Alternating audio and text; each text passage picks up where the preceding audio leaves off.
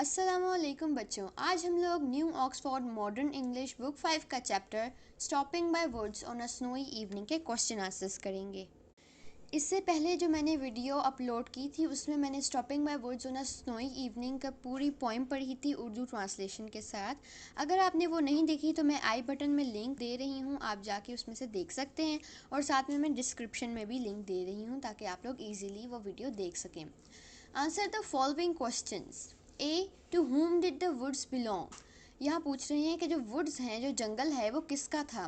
Answer, the woods belong to a man who lives in the village.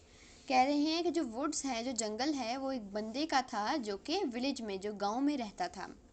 B, did the rider see a farm house.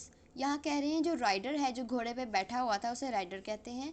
तो did the rider see a farm house, के जो rider ने farm house देखा था। तो answer है no, the rider did not see a farm house. Rider ने farm house नहीं देखा था। सी, ड्यूरिंग विच सीजन और month do you think this event took place, give a reason for your answer.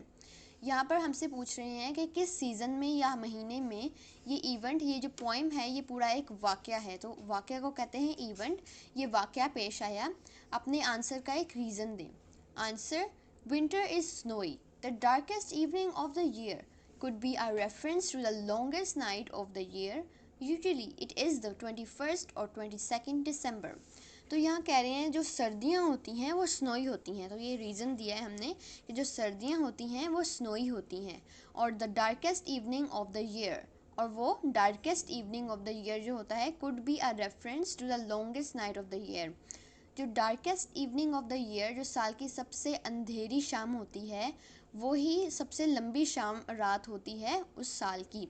Usually it is the 21st और 22nd दिसंबर। तो यहाँ पर पूछा था मंथ के बारे में, तो हमने डेट भी साथ में बताइए कि या तो ये 21st या 22nd दिसंबर को पेश आता है। नेक्स्ट क्वेश्चन है, व्हाट मूड और atmosphere does this poem create. यहाँ पर पूछ रहे हैं कि क्या मूड और एटमॉस्फेयर, माहौल, ये पोइम बनाती है। तो आंसर है मूड और atmosphere this poem creates is thoughtful and quite. जो मूड और ये जो एटमॉस्फेयर ये पोइम बनाती है वो बहुत सोचने वाला है, थॉटफुल एंड क्वाइट, और बहुत खामोश है। नेक्स्ट है, these questions are more difficult, discuss them first. E, why do you think the rider stopped by the woods? यहाँ पर पूछ रहे हैं कि आपको क्यों लगता है जो राइडर है वो वुड्स के दरमियान में उधर स्टॉप हो गया था, रुक गया था। तो आंसर है, the rider stop by the woods to watch them fill up with snow. जो राइडर था वो इसलिए रुका था ताकि वो वुड्स को आराम से देख सके जो स्नो से भरे हुए थे। Next question F, why was the horse puzzled.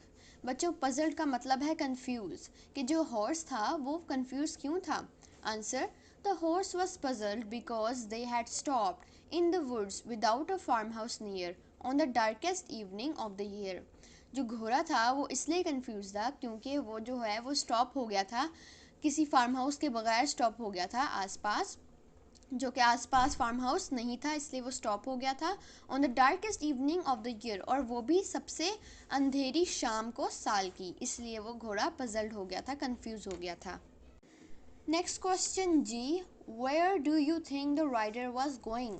यहाँ पर पूछ रहे हैं कि आप लोगों को क्या लगता है कि राइडर कहाँ जा रहा था। तो इसका जवाब आप लोग खुद देंगे क्योंकि ये आप लोगों से पूछ रहे हैं, आपसे पूछ रहे हैं कि राइडर कहाँ जा रहा था, आपको क्या लगता है।